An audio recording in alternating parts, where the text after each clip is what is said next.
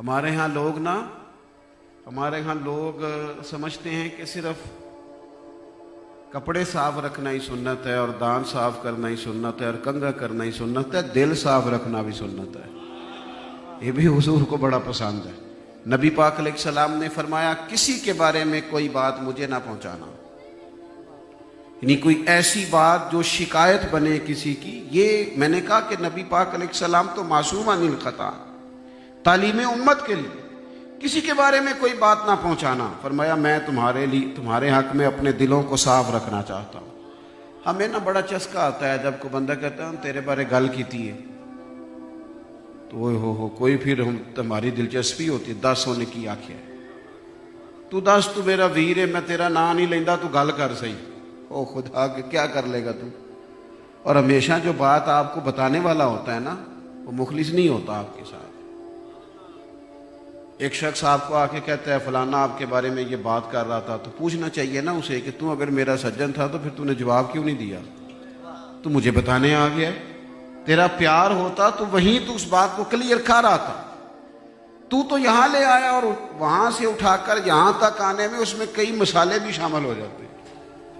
بات کرنے میں لہجہ ہوتا ہے نا، وہ لہجہ بدل جاتا ہے، وہ گفتگو کا ایک لہجہ یہ نا، ایک شعر ہے داغ دلوی کا، پھول کی پتی سے کٹ سکتا ہے ہیرے کا جگر۔ اب پھول کی پتی سے کٹ سکتا ہے ہیرے کا جگر، یہ بات اور ہے، اور اگر اسے لہجہ بدل کے کیا جائے نا بیان، تو پھر یہ ہے کہ پھول کی پتی سے کٹ سکتا ہے ہیرے کا جگر۔ صرف لہجہ بدلا ہے، لفظ کوئی نہیں بدلا اس میں، اللہ کرے آپ کو سمجھ آئے۔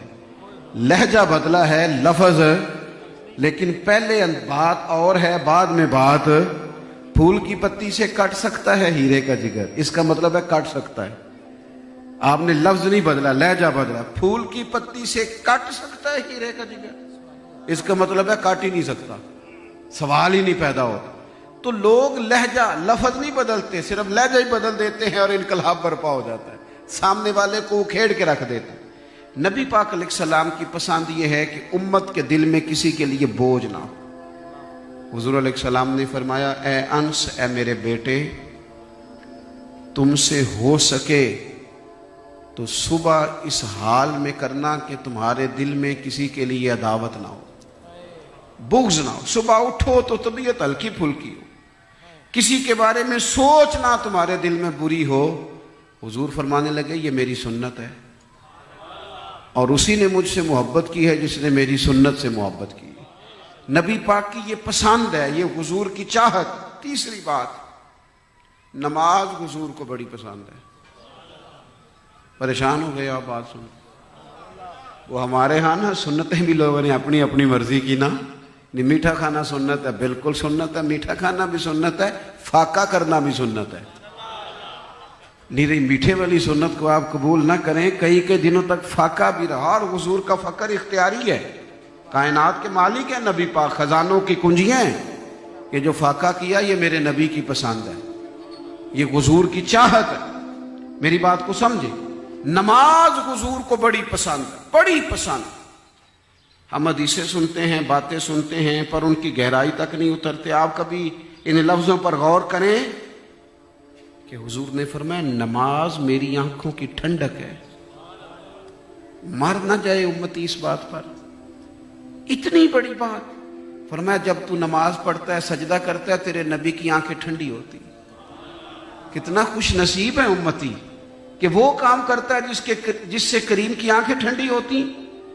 حضور کو اتنی دلچسپی نماز سے، اتنی دلچسپی، تیز آندھی آئی تو حضور نے نماز شروع کر دی، اگر طوفان آ گئے تو نماز شروع کر دی، اگر بارش نہیں ہوتی تو نماز شروع کر دی، اگر سورج چاند گرہن ہو گیا تو نماز شروع کر دی۔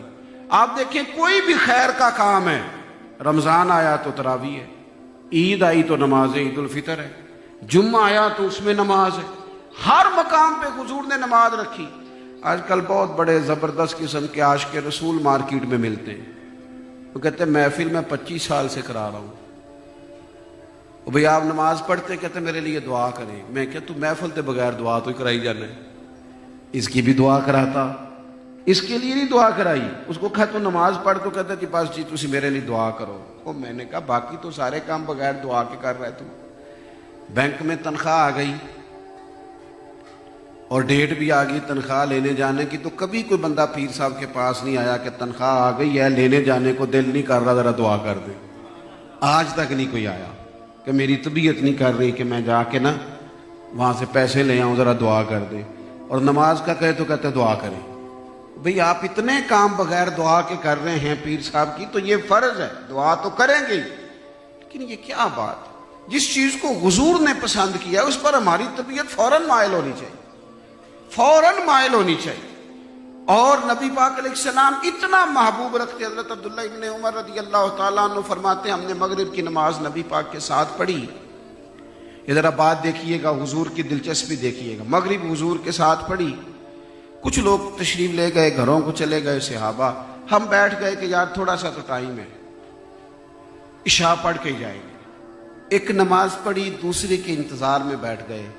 فرماتے ہیں سرکار بھی تشریف لے گئے, تھوڑی دیر کے بعد حضور واپس آئے. تو ہم نے رسول رحمت صلی اللہ تعالی علیہ وسلم کو, کریم محبوب علیہ السلام کو اس طرح آتے دیکھا کہ حضور تیز قدموں سے چل رہے ہیں اور مقدس سانس پھولا ہوا ہے. حضور ہمارے قریب آ کے بیٹھے, فرمایا کیا کر رہے تھے تم؟ تیزی سے آئے. یا رسول اللہ صلی اللہ تعالی علیہ وسلم خیال آیا دل میں کہ ہم نے جا کے کیا کرنا ہے, یہیں رکتے ہیں عشاء کی نماز پڑھ کے جائیں گے. تو محبوب فرمانے لگے اللہ کریم نے نا آسمان کا دروازہ کھولا ہے جو اس کی شان کے لائق, اور تمہیں اس نے دیکھا ہے اور اس نے فرشتوں کے سامنے تم پر فخر فرمایا ہے کہ دیکھو میرے محبوب کے غلام ایک نماز پڑھ لی ہے اور دوسری کا انتظار کر رہے ہیں. تو فرمایا میں بھی تمہیں دیکھنے آیا ہوں.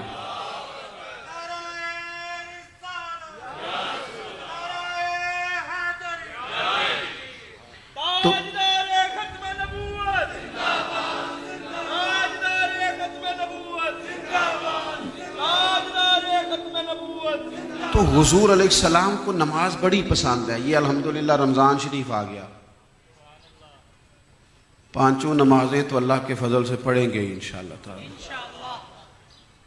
30-40 منٹ کھڑا ہونا نا کوئی اتنا مشکل کام نہیں, صرف ذہن کو سمجھانے والی بات ہے, بالکل کوئی مشکل نہیں.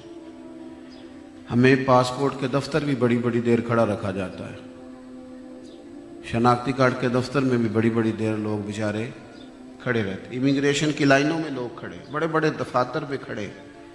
میرا خیال ہے 40 منٹ تراویح میں بھی بندہ کھڑا رہ ہی سکتا ہے. اور ہمارے نبی پاک علیہ السلام کا جو طریقہ ہم تک پہنچا ہے وہ یہ ہے کہ سیدہ عائشہ فرماتی ہیں حضور تو رات کو اتنی نماز پڑھتے تھے کہ قدموں میں ورم آ جاتا.